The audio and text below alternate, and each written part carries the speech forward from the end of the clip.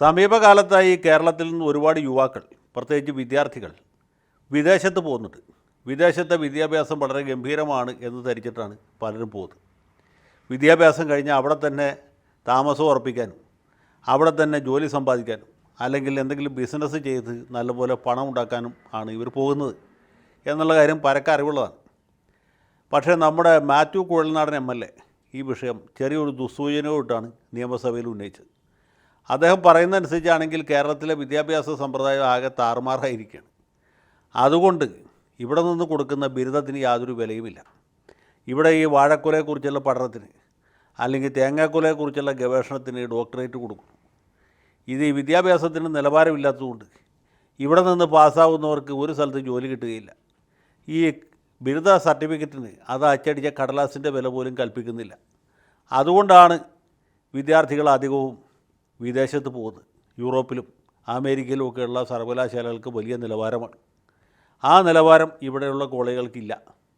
ഉദാഹരണത്തിന് മാത്യു കുഴൽനാടൻ്റെ വീടിരിക്കുന്ന പൈങ്ങോട്ടൂരിൽ തന്നെ പണ്ടൊക്കെ യാക്കോബായക്കാരായ കുട്ടികൾ പഠിക്കാൻ പോയിരുന്നത് കോതമംഗലം MA കോളേജിലാണ്.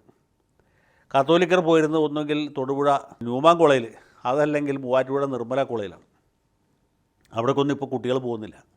ഇപ്പോൾ കുട്ടികൾ പോകുന്നത് എവിടേക്കാണ്? ആംസ്റ്റർഡാമിലേക്കാണ്, അല്ലെങ്കിൽ ഒട്ടവയിലേക്കാണ്, അതുമല്ലെങ്കിൽ മിഷിഗണിലേക്കാണ്. വിദ്യാർത്ഥികൾ ആരും ഇല്ലാത്തതുകൊണ്ട് ഇപ്പോൾ MA കോളേജ് ആകെ വലിയ ബുദ്ധിമുട്ടിലാണ്, അല്ലെങ്കിൽ നിർമ്മല കോളേജ് അടച്ചുപൂട്ടലിൻ്റെ വക്കിലാണ് എന്നാണ് ഈ കുഴൽനാടൻ അവരുടെ പ്രസംഗം കേൾക്കുന്നവർക്ക് തോന്നുക. പക്ഷേ ഈ പ്രസംഗം കേട്ടപ്പോൾ നമ്മുടെ ഉന്നത വിദ്യാഭ്യാസ മന്ത്രി ബിന്ദു ചേച്ചി അങ്ങനെ വിട്ടുകൊടുക്കുന്ന ആളല്ല, നമുക്കറിയാം. ഉരുളക്ക് ഉപ്പേരി പോലെ മറുപടി കൊടുക്കുന്ന ആളാണ്. ഉപ്പേരി മാത്രമല്ല, പപ്പടവും പഴന്നൂർക്കും എല്ലാം കൂടി ചേർത്തിട്ടാണ് ബിന്ദു ചേച്ചിയുടെ മറുപടി വരിക.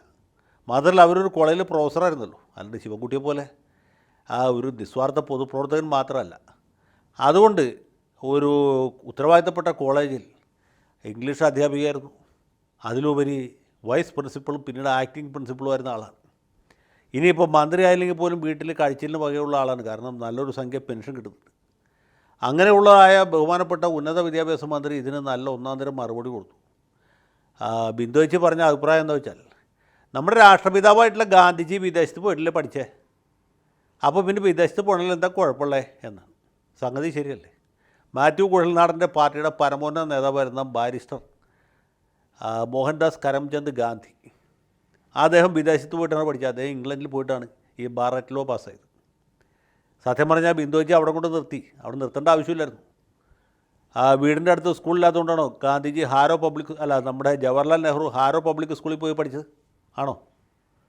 അല്ലെങ്കിൽ അലഹബാദിൽ കോളേജ് ഇല്ലാത്തതുകൊണ്ടാണോ കേംബ്രിഡ്ജിൽ പോയി പഠിച്ചത്? ഈ നാട്ടിൽ ഒരു ലോ കോളേജും ഇല്ലാത്തതുകൊണ്ടാണോ ഇന്നർ ടെമ്പിളിൽ നിന്ന് നിയമബിരുദം എടുക്കാൻ തീരുമാനിച്ചത്? അതുകൊണ്ടല്ല. അതിപ്പോൾ അദ്ദേഹത്തിന് വിദേശത്ത് പോയി പഠിക്കാനായിരുന്നു താല്പര്യം. അതുകൊണ്ട് അവിടെ പോയി, അത്ര തന്നെ ഉള്ളൂ. ഗാന്ധിജി നെഹ്റു മാത്രമല്ലല്ലോ, നമ്മുടെ സോഷ്യലിസ്റ്റ് നേതാവായിരുന്ന റാം മനോഹർ ലോഹ്യ എവിടെ പോയി പഠിച്ചത്? അദ്ദേഹത്തിന് ഇംഗ്ലണ്ടിൽ പോയി പഠിക്കാൻ താല്പര്യമില്ലായിരുന്നു. അതുകൊണ്ട് ലോഹ്യ പോയത് ബെർലിനിലാണ്. ബെർലിനിലെ പ്രസിദ്ധമായ സർവകലാശാലയുണ്ട്, കൈസർ വില്യം യൂണിവേഴ്സിറ്റി. അവിടെ നിന്നാണ് റാം മനോഹർ ലോഹ്യ ഡോക്ടറേറ്റ് സമ്പാദിച്ചത്. സോഷ്യലിസ്റ്റ് നേതാവായിരുന്ന നമ്മുടെ KB മേനോനും ഇതുപോലെ അദ്ദേഹം അമേരിക്കയിൽ നിന്നാണ് ഡോക്ടറേറ്റ് എടുത്തത്. കൊളറാഡോയിൽ നിന്നാണെന്നാണ് എൻ്റെ ഓർമ്മ.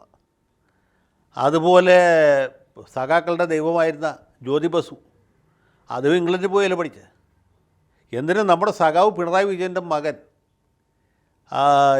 വളരെ പഠിക്കാൻ അത്ര മിടുക്കണമെന്നായിരുന്നില്ലെങ്കിലും രവിപിള്ളയുടെ സ്പോൺസർഷിപ്പിൽ ബർമിംഗ്ഹാമിൽ നിന്നല്ല ഡിഗ്രി എടുത്തത്. ചെറിയ കാര്യമാണോ? അപ്പോൾ ഇങ്ങനെ വീട്ടിൽ കാശുള്ള ആളുകൾ, കുട്ടികൾ വിദേശത്ത് പോയി പഠിക്കും.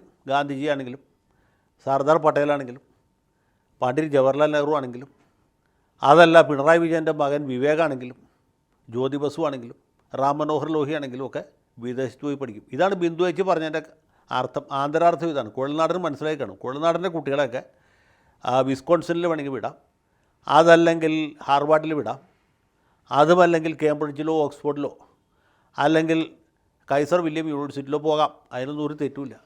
വീട്ടിൽ പഠിക്കാൻ നിവൃത്തിയില്ലാത്ത കുട്ടികൾ, ജീവിക്കാൻ നിവൃത്തിയില്ലാത്ത കുട്ടികൾ, അല്ലെങ്കിൽ SFIയിൽ ചേർന്ന് ബസ്സിന് കല്ല് വലിച്ചെറിയാൻ താല്പര്യമുള്ള കുട്ടികൾക്ക് പഠിക്കാൻ ഒരു സ്ഥലം വേണമല്ലോ. അവർക്ക് വേണ്ടിയിട്ടാണ് നമ്മൾ മഹാരാജ് കോളേജ് നടത്തുന്നത് എറണാകുളത്ത്. യൂണിവേഴ്സിറ്റി കോളേജ് നടത്തുന്നത് തിരുവനന്തപുരത്ത്, അതുപോലെ മീൻചന്തയിലെ ആർട്സ് ആൻഡ് സയൻസ് കോളേജ് നടത്തുന്നത് കോഴിക്കോട്ട്, അതുമല്ലെങ്കിൽ ബിന്ദു ചേച്ചിയെ പഠിപ്പിച്ചിരുന്ന കേരളോർമ്മ കോളേജ് തൃശ്ശൂർ നടത്തുന്നത്. അത് ഇതുപോലുള്ള കുട്ടികൾക്ക് വേണ്ടിയിട്ടാണ്. ഈ ബസ്സിന് കല്ലറിയാൻ താല്പര്യമുള്ള ചില കലാവാസനയുള്ള കുട്ടികളുണ്ട്. അവരെത്തപ്പയിൽ ചേർന്ന് your dal will not cook here എന്ന് എഴുതി വെക്കണമെങ്കിൽ അവർ കേംബ്രിഡ്ജിൽ പോയാൽ ശരിയാവില്ല, ഓക്സ്ഫോർഡിൽ പോയാൽ ഒട്ടും ശരിയാവില്ല, വിസ്കോൺസിനിൽ അവർക്ക് അഡ്മിഷൻ തന്നെ കിട്ടില്ല. അപ്പോൾ അവരോട് പോവും. Wherever I go I take my house in my head എന്ന് എഴുതി പഠിപ്പിക്കുന്ന ടീച്ചർമാർ കേംബ്രിഡ്ജിലുണ്ടോ? ഇല്ല. ഓക്സ്ഫോർഡിലുണ്ടോ? ഒട്ടുമില്ല. അങ്ങനെയുള്ള കുട്ടികളെ, അങ്ങനെയുള്ള മാഷന്മാരും മാഷത്തികളും എവിടെയുള്ള? അത് കേരളോർമ്മ കോളേജിലുള്ളൂ. കാരണം എന്താ? പുറകെ വാലി കൂടി നിയമിക്കുക. പാർട്ടി ഓഫീസിൽ നിന്നുള്ള കത്തിൻ്റെ അടിസ്ഥാനത്തിലാണ് ജോലി കൊടുക്കുക.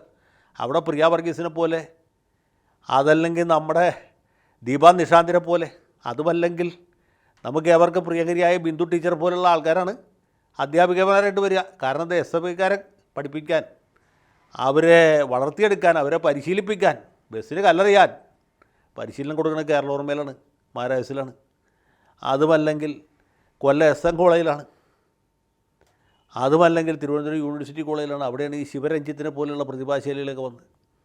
അപ്പോൾ ഇങ്ങനെയുള്ള പ്രതിഭാശാലികളെ വളർത്തിയെടുക്കുന്ന ഒരുപാട് കോളേജുകൾ കേരളത്തിലുണ്ട്. അത് കുഴൽനാടൻ സമ്മതിച്ചാലും ശരിയാണ്, സമ്മതിച്ചില്ലെങ്കിൽ ശരിയാണ്. പിന്നെ ടീച്ചർ നേരത്തെ പറഞ്ഞൊരു കാര്യമുണ്ട്, കേരളത്തെ മികവിൻ്റെ കേന്ദ്രമായിട്ട് മാറ്റി കഴിഞ്ഞാലുണ്ടല്ലോ പിന്നെ പിടിച്ചാൽ കിട്ടില്ല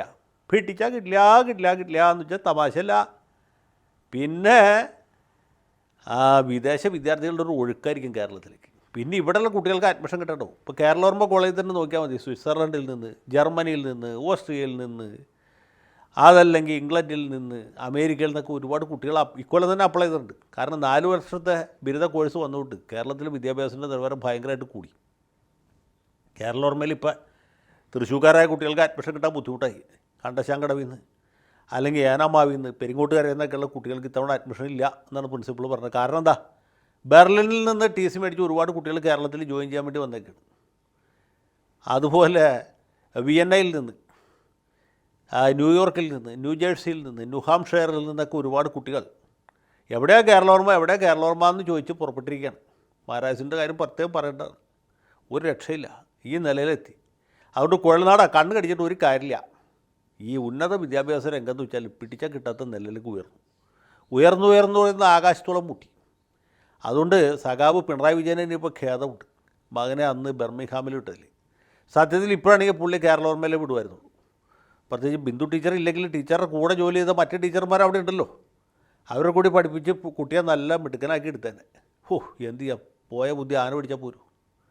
അപ്പോൾ പിണറായി സഖാവ് ഇത് കണ്ട് ഖേദിക്കുന്നുണ്ടാവും. ബാലൻ സഖാവ് ഖേദിക്കുന്നുണ്ട്. അദ്ദേഹത്തിൻ്റെ 2 മക്കളെ നെതർലൻഡ്സിലും അതുപോലെ ഓസ്ട്രേലിയയിലൊക്കെ വിട്ടാൽ പഠിപ്പിച്ചത്. അവരൊക്കെ ഇവിടെ വിട്ട് പഠിപ്പിച്ചാൽ മതിയായിരുന്നു.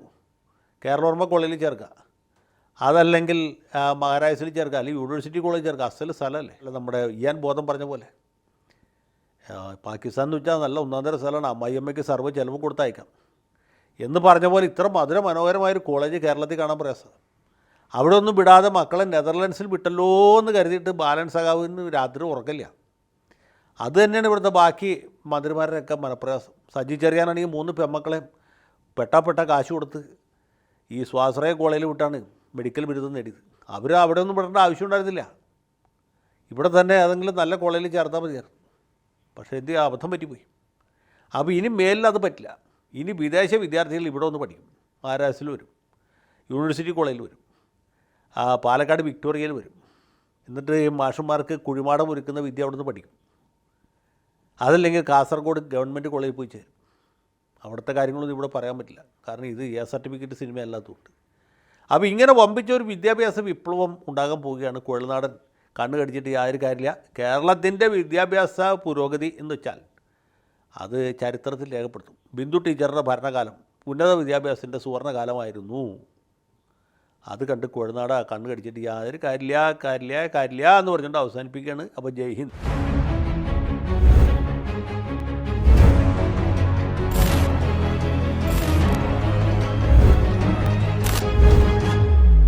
കൂടുതൽ വാർത്തകളും വിശേഷങ്ങളും നിങ്ങളിലേക്ക് എത്താൻ ABC മലയാളം സബ്സ്ക്രൈബ് ചെയ്യുക, ബെൽ ബട്ടണും അമർത്തുക.